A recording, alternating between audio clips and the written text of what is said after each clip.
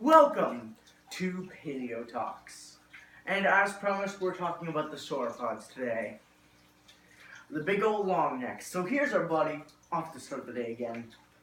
And as you can see, he looks really itty bitty compared to the massive dinosaurs we're going to be talking about today. Chief of which is a pterosaurs, which is very famous, now also known as Brontosaurus, but that's just a whole huge thing, and we're gonna leave that over here. So it's big, it has a long neck, and luckily these are peaceful. However, Allosaurus, which we discussed last time, is not, and it is a hunter. Well, a pterosaurus, as you can see here, it is attacking the animal. The cool thing is, not so much with the pterosaurus, I mean it could, but mostly with the Diplodocus, is the tail is a very good method of defense. In fact, the tail of Diplodocus, what's by the adult, could actually break the sound barrier. It didn't help this individual very much, but the tail was like a whip, and it could move so fast it could actually break the sound barrier. That's going as fast as a fighter jet at full speed. Let that sink in for a second. This thing's tail could go as fast as a fighter jet. That's awesome. Again, this guy doesn't really think so. He's too busy worrying about the fact that he's being eaten, unfortunately.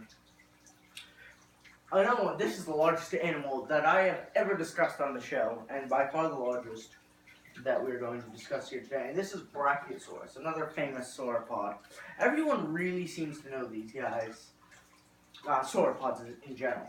And it's got this very interesting crest. You can't see it very well here, but you know, you can see just by how tiny our little duder is there. You can see it a bit better here, though. The crest, and scientists aren't sure what it's for. However, they do know the nostrils were up in that crest. So it could have been semi-amphibious, where it went in the water. Scientists just don't know. But something it definitely used its long neck before was to hit this high up vegetation. Now the big thing for herbivores during this period, during the Jurassic, was getting gigantic, so everything was too big to eat you, was all the rage in the Jurassic. Get huge, nothing can touch you. Especially not ornitholestes, who our friend here just towers over. It's tiny little thing. However, though being tiny, it is quite fearsome, especially to the eggs of these massive sauropods, which make a quick snack for this, as well as the babies. These are baby Diplodocus, and they're not all that huge. They'll grow up to be massive, but not right yet, and unfortunately they don't have the fighter jet tails yet. They'll get them. They grow into them.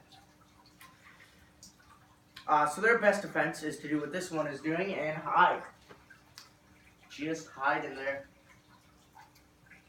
And the ornitholestes cannot touch them because it can't see them. It can't kill what it can't see.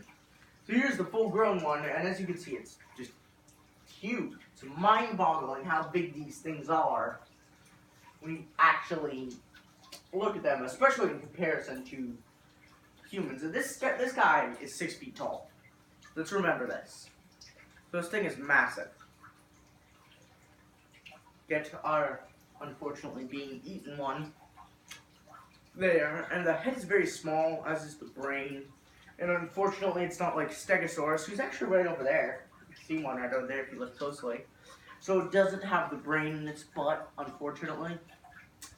You know, with the tail, but its main defense isn't the fighter jet tail. I know, what? Isn't that weird? Its main defense is being gigantic. So nothing can eat it. It's just too damn big.